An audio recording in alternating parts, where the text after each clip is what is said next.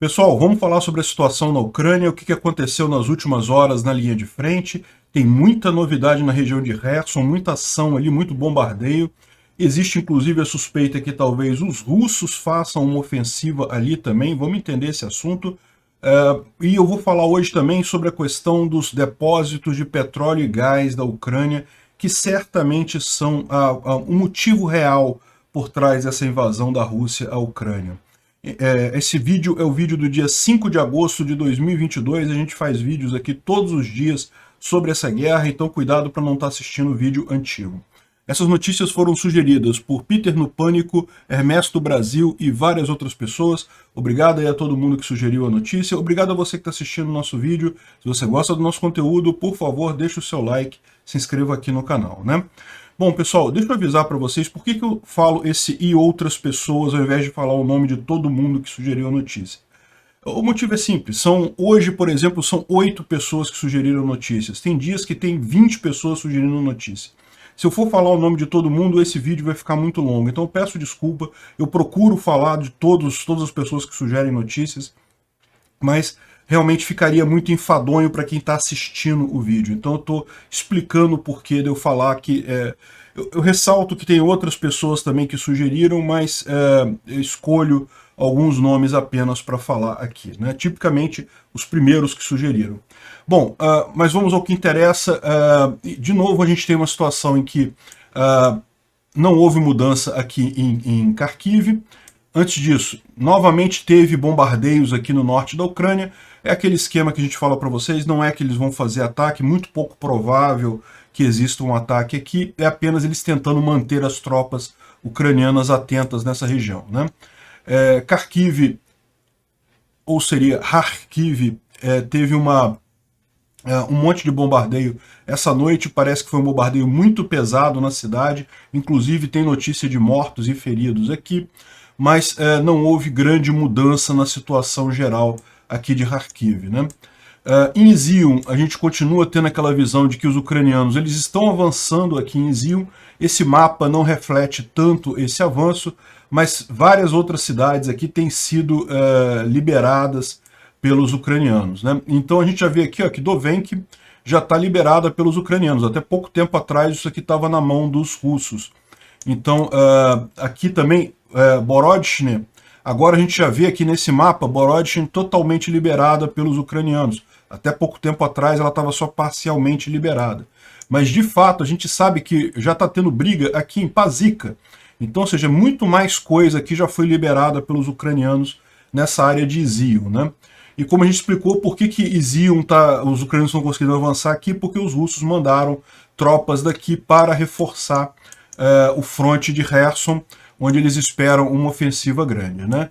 O ponto central onde está havendo mais avanço russo, ou tentativa de avanço russo, é aqui próximo a Bakhmut. Eles têm avançado muito devagar, mas têm avançado, principalmente o pessoal do grupo Wagner, né?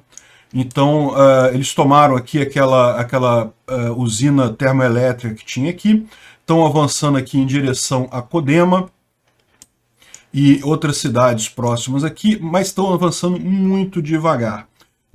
Lembra, Bakhmut já está totalmente preparada pelo exército ucraniano, já não tem muito poucos civis ali, já evacuaram todos os civis. Aliás, a Ucrânia já ordenou a evacuação de toda essa região de Donetsk aqui para evitar perdas civis. Então, eles estão avançando muito devagar e vão ter muita dificuldade nesses próximos avanços deles aqui, né?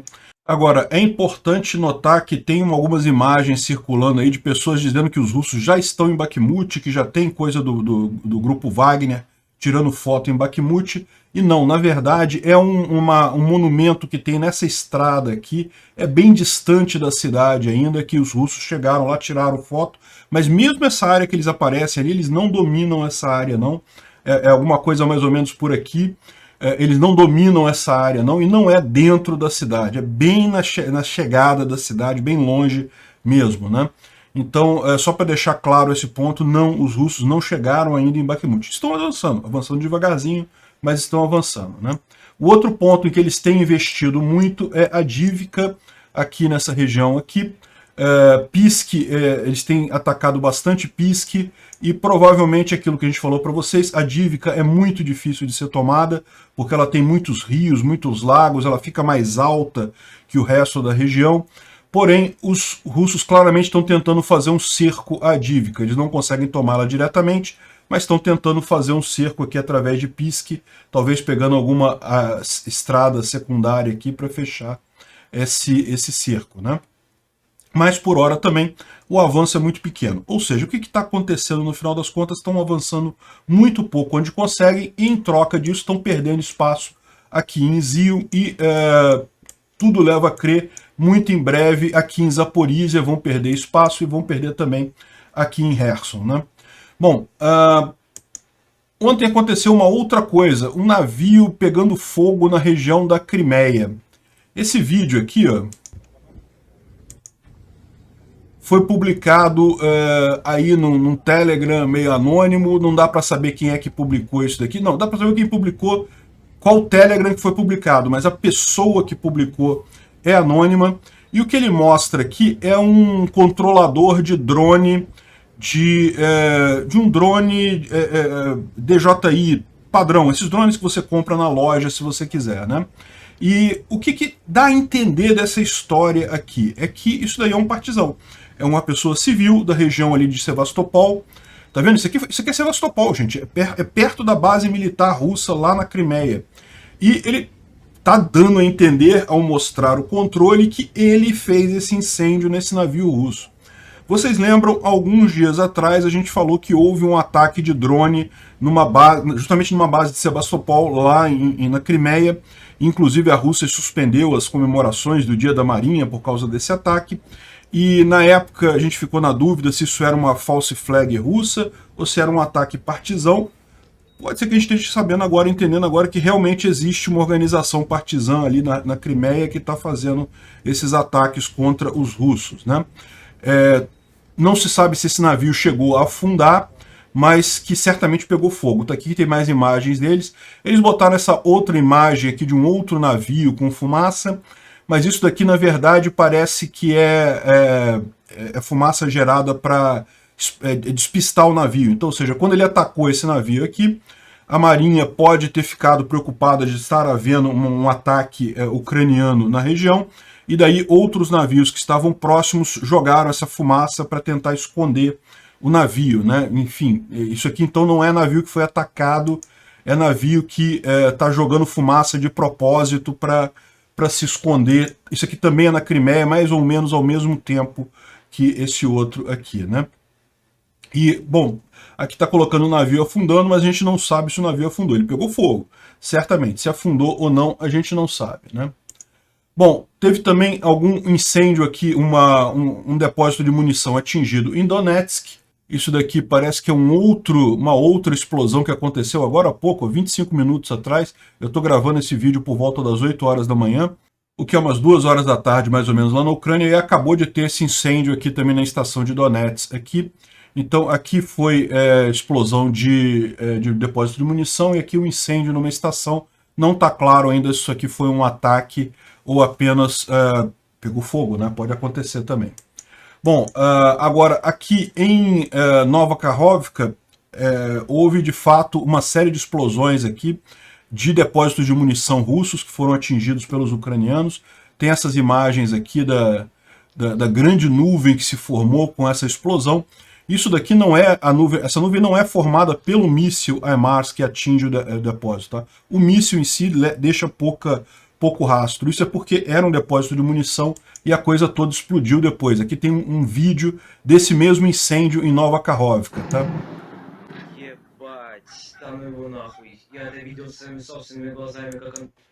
Então aqui é o momento da explosão lá em Nova Kakhovka, que aconteceu também hoje cedo lá na Ucrânia. Bom, aqui é um outro lugar, uma outra explosão próximo nessa outra cidade. Aqui não é em Nova Kakhovka, é em Nova Maiaka. Essa outra cidadezinha aqui também teve uma explosão, também provavelmente de depósito de munição russo nessa região, né? E além disso, a gente tem informação que saiu agora há pouco também, 7 horas da manhã lá aqui no Brasil, 7 horas da manhã aqui no Brasil, o que é 1 hora da tarde lá na Ucrânia, em que está havendo uma série de explosões, tanto em Kherson como em Nova Kakhovka nesse momento, né? Ou seja, as coisas estão acontecendo aqui em Kherson. O que exatamente que vai acontecer, em que momento vai acontecer a contraofensiva, nós vamos ver, né?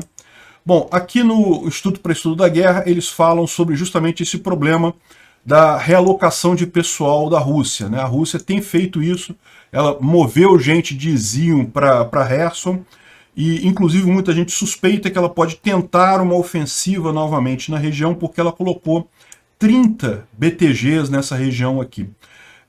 BTGs são batalhões táticos, grupos, né? O grupo de batalhão tático, enfim, é uma estrutura muito particular do exército russo, que é um grupo do tamanho de um batalhão que integra várias forças juntas, mas de qualquer forma, embora esse número de 30 BTG seja um número muito grande, em tese cada BTG tem entre 600 e 1.000 pessoas, 1.000 soldados, então seriam 30.000 soldados na região de Kherson, o que é muita coisa, mas na prática não é bem isso, porque esses BTGs da Rússia, todos eles estão muito subpopulados, ou seja, tem muito que está abaixo de 600 em termos de pessoal, então, e mais do que isso, com pouco material, justamente devido às dificuldades de abastecer a região aqui de equipamento, então, na verdade, é muito mais fraco que isso, né? Então, o que o Instituto para Estudo da Guerra fala aqui é justamente essa dificuldade que a Rússia está de tentar realocar as coisas para fazer isso daí, né? E eles mencionam que a grande dúvida na cabeça dos russos é se a Ucrânia consegue fazer mais de uma contraofensiva ao mesmo tempo, ou seja, eles estão com problemas em Izium, que eles estão perdendo espaço, para tentar segurar Kherson. Se a Ucrânia conseguir atacar em Kherson, conseguir atacar em Zaporizhia e conseguir atacar em Izium, os russos não têm como segurar isso tudo aí, não tem como manter essas forças todas, né? Enfim, vamos ver como é que a coisa caminha nessa linha de frente. Uma coisa muito curiosa que eu destaquei aqui, ontem a gente teve 2 declarações, uma é do Arestovich, que é um conselheiro militar do presidente Zelensky, e ele tem um programa que ele fala no YouTube, né, em ucraniano, sobre a situação na guerra, e ele sempre dá umas informações muito interessantes, e ele é um cara muito honesto, ele também critica o lado ucraniano da coisa, e da mesma forma tem do lado russo o Igor Strelkov, ou Igor Girkin, que também tem mais ou menos esse papel. Ele é um especialista militar russo, lá é muito ouvido pelos russos, e ele também é crítico, ele não é o cara que fica só pintando cor-de-rosa a situação russa. Então é bem interessante você ver a análise de ambos aqui, que elas não são muito diferentes, não. A única diferença que tem nessa história toda, se você reparar, eles falam as mesmas coisas aqui, a questão de Izium, que os ucranianos retomaram várias cidades ali em Izium, estão atingindo o flanco dos russos na cidade de Izium, mas é difícil tomar Izium em si, porque existem muitas tropas russas ainda em Izium, né? Falam também sobre o avanço das tropas russas próximo a Bakhmut, em Adivka também tentando circular, né, tentando fazer a pinça em Adivka, mas tudo isso ele deixa claro muito devagar, com uma capacidade muito lenta, avanços muito pequenos, né? Aqui os avanços são mínimos no final das contas. Enfim, e aí ele coloca aqui, ele fala aqui sobre as forças que estão sendo colocadas lá em Kherson, e que ele diz que estão se preparando para uma ofensiva em Kherson. Parece que eles planejam atacar Kryvyi Rih e Mykolaiv, né? Ou, no máximo, mas ele fala aqui também, no máximo a ideia é segurar isso daí, né? Então tem 15 BTGs na margem direita, a margem do rio você vê sempre quando em direção do rio, então na direção do deságue do rio, a margem direita é justamente aquela margem norte e oeste do rio de Dnipro. Então, eles falam que já tem 15 BTGs lá, mais 4 e 6 na outra margem, do lado de Nova Kakhovka, e mais alguns estão chegando, um total que deve chegar a 30 BTGs, né? Mas como eu mencionei, estão fracos e coisa e tal. E ele fala sobre os drones iranianos, a gente vai falar sobre isso mais adiante. E o Igor Girkin fala a mesma coisa. porque ele diz que as forças russas estão de fato avançando em Bakhmut, mas muito devagar, que desse jeito não vai chegar em lugar nenhum. E ele fala que os ucranianos também não estão sendo muito ativos, porque, na visão do Igor Strelkov, eles temem que os russos decretem mobilização completa, e que se a Rússia decretar guerra, aí a Ucrânia acaba, e não sei o que lá. É aquele papo que eu já expliquei para vocês, que é uma ilusão que muito russo tem por aí. Não, se o Putin ficar nervoso e decretar guerra, aí pronto, ele destrói a Ucrânia, o que é falso, porque o Putin ele usou as melhores tropas que ele tem, o pessoal mais capacitado, o pessoal com mais experiência até aqui, e muitos morreram, muitos se perderam nessa batalha, 75 mil entre mortos e feridos é a estimativa das perdas russas aqui. Então, se ele decretar mobilização completa, decretar guerra, primeiro, ele vai ter que treinar muita gente, e segundo, ele não vai ter gente suficiente com experiência, vai ser gente novata entrando aí. Então não vai ter grandes mudanças nisso daí, mas na visão dele é por isso que os ucranianos não atacaram ainda. Não atacaram porque temem que a Rússia decrete mobilização completa. Não é isso. E aí ele fala aqui também sobre a questão de Kherson, né? Que eles falam que as fontes ucranianas estão falando que os russos vão atacar nessa região em 6 de agosto, ou seja, amanhã. Mas que ele fala que não é impossível que essa seja a intenção de avanço deles, ou seja, o que ele está dizendo? Na verdade, ele está dizendo que as tropas russas que estão sendo colocadas ali são para defesa, não são para ataque. E faz todo sentido isso. Muito pouco provável que esses batalhões russos meio meia boca que estão ali sejam capazes de fazer ataque. Não sei, vamos ver, mas é muito pouco provável. Mas é provável que os ucranianos façam esse ataque. Os ucranianos estão se preparando para essa contraofensiva há bastante tempo, né? E agora essa data é a data que está circulando, que é o dia 6 de agosto, amanhã. Vamos ver se alguma coisa de fato acontece amanhã. Pode ser um avanço russo, pode ser uma contraofensiva ucraniana. Bom, e aqui, como a gente falou, a questão dos drones do Irã, parece que o Irã forneceu 46 drones para a Rússia, e a Rússia já está usando isso na Ucrânia, né? Para você ver o desespero dos russos precisando pedir drone para o Irã.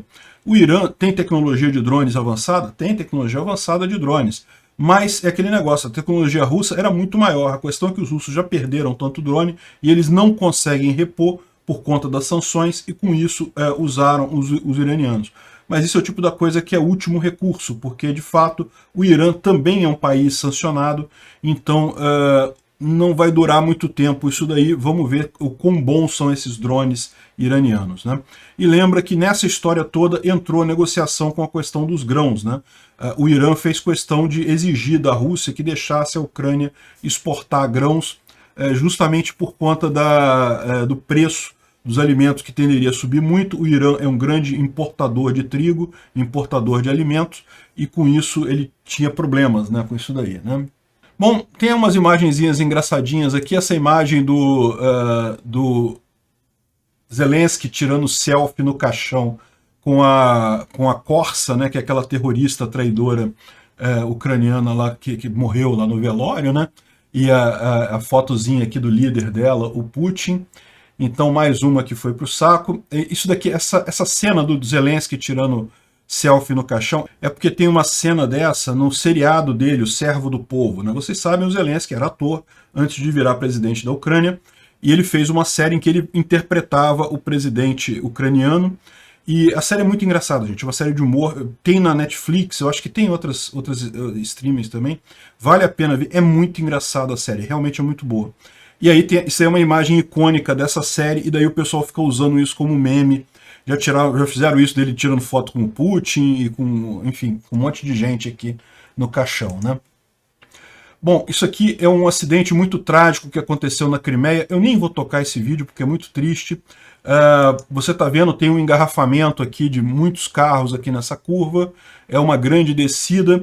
E aqui, o que você está vendo aqui é um caminhão, daqueles caminhões gigantes de grãos, eles chamam de trem de estrada, né? Com duas caçambas e coisa e tal, e esse caminhão está desgovernado, e esse vídeo ele vai sair limpando essa fila de carro aí. Teve morte, teve um monte de ferido, um monte de carro.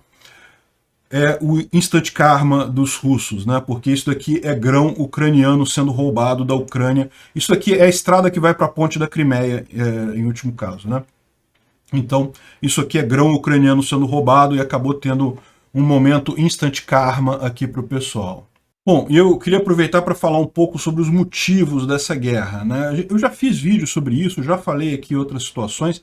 Tem um vídeo lá no Visão Libertária que eu exploro esse tema em detalhe, o tesouro no subsolo da Ucrânia que o Putin queria, mas não vai pegar. E a questão toda é essa. Na verdade, essa invasão da Ucrânia pela Rússia, em última análise, o Putin tentou colocar isso como não, estamos nos defendendo da OTAN, ou não sei o que lá, coisa e tal. Não, essas terras são nossas desde tempos imemoriais. Mas isso tudo é balela. No final das contas, o motivo é puramente econômico e é o fato da Ucrânia ter descoberto grandes reservas de gás e petróleo aqui na região de Poltava, fica aqui, ó, nessa região aqui, que não é uma região que está em guerra diretamente, que não está ameaçada pela guerra diretamente, mas evidentemente com todo esse clima de guerra é muito mais complicado para a Ucrânia explorar essa grande reserva de petróleo e gás que tem aqui, né? No meu vídeo aqui eu explico as reservas todas que tem aqui na Ucrânia. Tem reservas conhecidas aqui nos Cárpatos, no Mar de Azov, mas a principal é nessa região aqui onde estão as grandes reservas realmente, e no final das contas isso é que preocupa a Rússia. Por quê? Porque a Rússia ela também tem grandes reservas de petróleo, muitas reservas da Rússia aqui.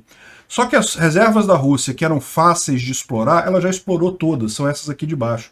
A maior parte desses poços aqui, desses campos aqui, já está maduro, ou seja, já foi totalmente explorado. O que está saindo de gás e petróleo ali é muito pouco.